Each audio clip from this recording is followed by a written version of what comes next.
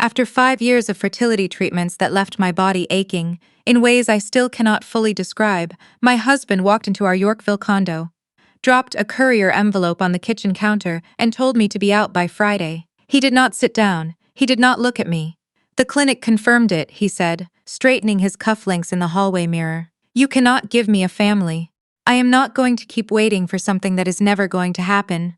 His junior associate at the firm, 23 years old, barely past articling, had already arranged a moving truck. What my husband did not know was that the quiet, weathered man living in the cottage next to my emergency rental outside Kingston was actually the founding shareholder of MedPath Technologies, one of the largest health innovation companies in the country. And he had absolutely no idea that 4 months later, standing in the glass atrium of the MedPath annual gala, I would watch him get escorted out by 2 plainclothes RCMP officers in front of every Bay Street partner he had ever wanted to impress. My name is Nadia. I am 34 years old. I am a landscape architect, and I spent 5 years believing the failure was entirely mine. Before I go any further, let me know where you are watching from in the comments. If you have ever given everything you had to someone and still not been enough in their eyes, hit like, because what I am about to tell you changed every single thing I believed about myself. My husband and I had been married for 7 years when the first fertility specialist told me my ovulation cycle was inconsistent. The word she used was challenging. I wrote it in a notebook I kept beside the bed. Over the next 5 years, that notebook filled up with words like that, clinical, carefully chosen words designed to soften something brutal. Elevated FSH, thin lining, poor response. Each appointment left me smaller. For 5 straight Novembers, I sat in a waiting room in a downtown Toronto fertility clinic, watching my husband scroll through his phone in the chair beside me, and I felt certain that if I just tried harder, endured one more round, one more blood draw, one more injection in the bathroom before sunrise, I would eventually become the woman he needed me to be. I had structured our entire life around his schedule. I took the early morning appointment so he did not have to miss client calls. I managed our condo, our joint accounts, our social calendar. He billed $350 an hour and wore suits that cost more than my first car. I told myself this was partnership. I told myself the growing distance between us was grief. I told myself a lot of things that were not true. The afternoon he gave me that envelope, I had just come home from a routine blood work appointment. I had not even taken my coat off. The envelope was from his lawyer, not our lawyer, his lawyer, and it contained a formal notice of separation requesting I vacate the shared property within 5 business days. This is not a discussion, he said from the hallway, car keys already in hand. My name is on the mortgage. You signed the cohabitation agreement. You have no legal claim to this property. She will be here Saturday morning. I had met her at his firm's Christmas party the December before. She had laughed loudly at everything he said. I had felt vaguely sorry for her. She seemed young in the way that people are young when they have not yet learned what anything costs. You are doing this now, I said, after everything I put my body through for us? That was your choice, Nadia. He opened the door. I have an 8 o'clock. It closed behind him with a soft final click. I stood in the kitchen for a very long time. Outside, the January sky over Toronto was the color of old concrete. I opened my banking app and navigated to my TFSA, a personal account fully in my name, where I kept 3 years of freelance savings, $41,000, enough to breathe, enough to fight. The screen loaded and the balance read 0. He had not touched the account directly. That would have been illegal. But 3 weeks earlier, he had slid a document across the dinner table, something he said was a standard beneficiary update for our registered investments. I had trusted him without reading it carefully. What I had actually signed was a redirection form. My most recent consulting deposit, $17,000 from an Ontario Parks contract, had been funneled into an account I did not recognize. The remaining balance had been drained through a joint financial management portal he had set up years ago and I had forgotten existed. He had been planning this for a long time. That same evening, an email arrived from the architectural consultancy I contracted with most regularly. My primary contact informed me with visible discomfort that they were suspending our working relationship immediately. An anonymous complaint had been filed alleging I had shared confidential design files from a competing provincial project with an outside party. The complaint had been submitted from a Bay Street email address. I did not need to guess whose. In the space of one afternoon, I had lost my home, my savings, and my professional reputation.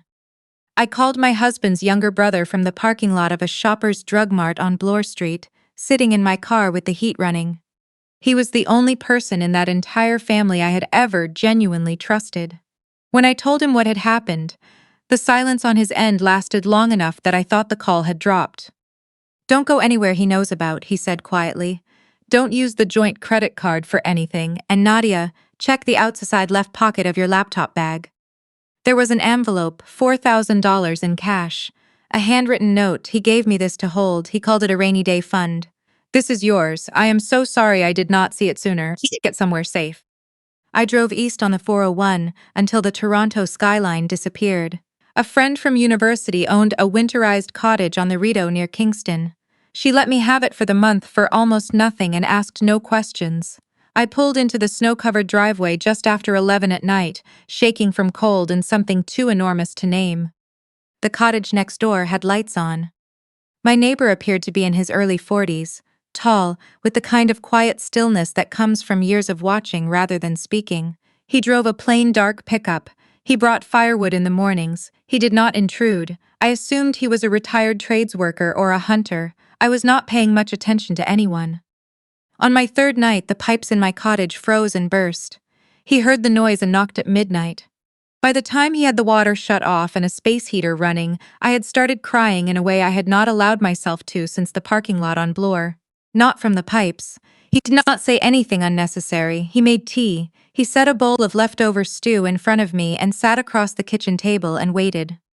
His name was Reed. 3 days later, he knocked again. He was holding my medical file, the thick one I had left on the counter while searching for receipts I might need for a lawyer. His expression was not one I could read. "I had someone look at this last night," he said. "Someone with the right clearances. I need you to sit down." What his contact had found, buried in the raw laboratory data from my very first clinic appointment 5 years ago, was a discrepancy no patient would ever think to look for. My baseline hormone readings, my follicle counts, my uterine assessments, the numbers printed in my patient documents did not match the original laboratory entries. Someone had accessed the clinic's records system and altered the output files before printing them for my file. The alterations were consistent, deliberate, and targeted at one outcome, making my fertility appear systematically compromised. My body had been perfectly healthy the entire time. The reason nothing had ever worked was not me. My husband had undergone a vasectomy at 27 years old, 3 years before we ever met. It was documented at a private urology clinic in Mississauga. He had never disclosed it. Instead, he had paid a clinic administrator to falsify my records, to make every appointment, every injection, every devastated November look like a problem that lived inside my body. I sat at that kitchen table without speaking for a very long time. "He watched me do that to myself," I finally said. "Yes," Reed said, "he did."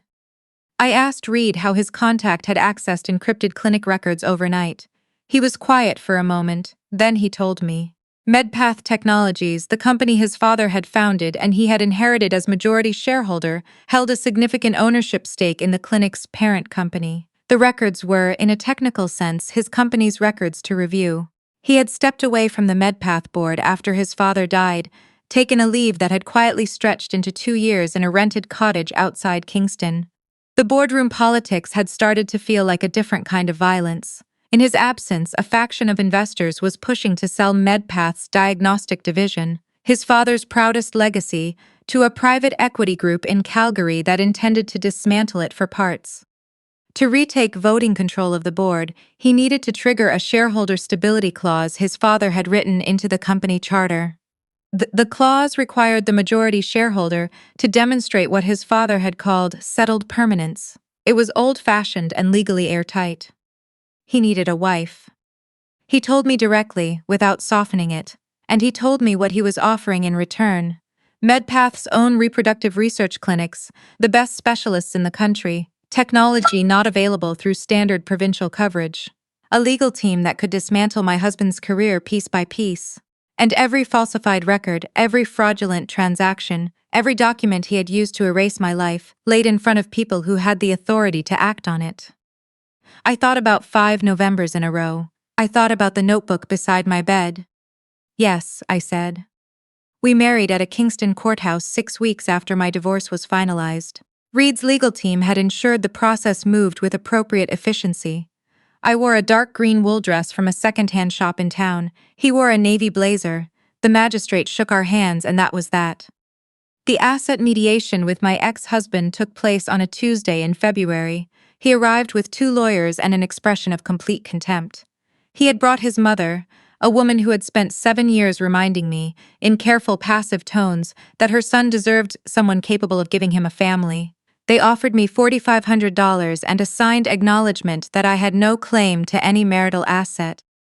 I signed without negotiating. I watched the satisfaction flicker across my ex-husband's face as the ink dried. He had expected a fight. My compliance read to him as defeat. What he did not understand was that by severing me cleanly from his financial world, he had removed me from the blast radius of what was about to hit it. MedPath had been quietly acquiring shares in the holding company that controlled his law firm for 3 months. Reed's board motion to retake operational control passed the same week as the mediation. The forensic audit began the following Monday. My ex-husband had been redirecting funds from a client trust account, money from a large commercial real estate settlement, to cover the deposit on a Rosedale townhouse he intended to buy for her. The paper trail was precise. The Law Society of Ontario was notified before he knew the audit had started. Her pregnancy, which she had announced publicly 3 weeks after moving into the Yorkville condo, was not his. She had been involved with a senior partner at a competing firm for over a year. My ex-husband had known at some level that a vasectomy makes certain outcomes impossible, but his need to believe his own story, to present her pregnancy as proof of his vitality and my inadequacy, had overridden every rational thought. He had purchased her silence with the townhouse and the credit cards and the social elevation he could offer. He had never once asked a question he did not want answered. When the audit exposed the trust fund transfers, the Rosedale property was seized immediately as a criminally obtained asset. She had already started posting photographs of the kitchen renovation online. She came home to a seizure notice taped to the front door. The MedPath annual gala was held in early April at a Glass and Steel event center in downtown Toronto. 800 guests, federal ministers, Bay Street senior partners, the full architecture of Canadian health innovation in one room. I stood at the top of the grand staircase beside Reed, 4 months pregnant with twins confirmed at 12 weeks, wearing a commissioned gown in deep burgundy silk, tailored specifically to honor the visible curve of that pregnancy. His mother had insisted that carrying Sinclair heirs demanded nothing less. My ex-husband was in the crowd. His firm had been a MedPath corporate partner for 6 years. His invitation had been extended before the audit. He had come still believing his social standing was recoverable, that the charges assembling around him were manageable, that his reputation on Bay Street could survive this. He had come because his ego had not yet caught up to his reality. He saw me from across the atrium. I watched the color leave his face the way it leaves a room when the power goes out. Instantly, completely. Reed addressed the room briefly. He spoke about his father. He announced a new MedPath initiative focused on ethical standards in reproductive medicine, on protecting patients from the kind of systematic fraud that his company's own acquisition had recently uncovered within its network. He did not name anyone. He did not need to. 2 plainclothes RCMP officers were already moving through the crowd. My ex-husband was escorted through a service exit before the applause had finished. His mother reached the edge of the atrium, grabbed the arm of a MedPath communications director, and began explaining that there had been a terrible misunderstanding, that her son was a good man, that I had manipulated the entire situation. The director nodded politely and directed her to a chair. His brother stood near the back of the room with his own lawyer. He had been quietly working with Reed's team for months. The information he had provided about the hidden accounts and the falsified clinic records had formed part of the evidence package submitted to the Law Society. He watched his family's self-constructed mythology collapse in real time with an expression that looked, more than anything else, like relief. The disbarment proceedings took 4 months. The criminal fraud conviction, 3 counts, including breach of fiduciary duty and criminal fraud over $5,000, took longer. The Yorkville condo was sold to partially satisfy the client restitution order. He appealed twice, he lost twice. My twins were born in August, in a MedPath-affiliated private hospital, attended by a team of specialists who had never once used the word challenging to describe my body. Reed was beside me for every appointment, every check-in, every moment of uncertainty. The reserved, self-contained man I had first mistaken for a retired woodsman cried very quietly when the nurse placed our daughter in his arms for the first time. He did not try to hide it. He just held her and breathed, and did not say anything that was not worth saying.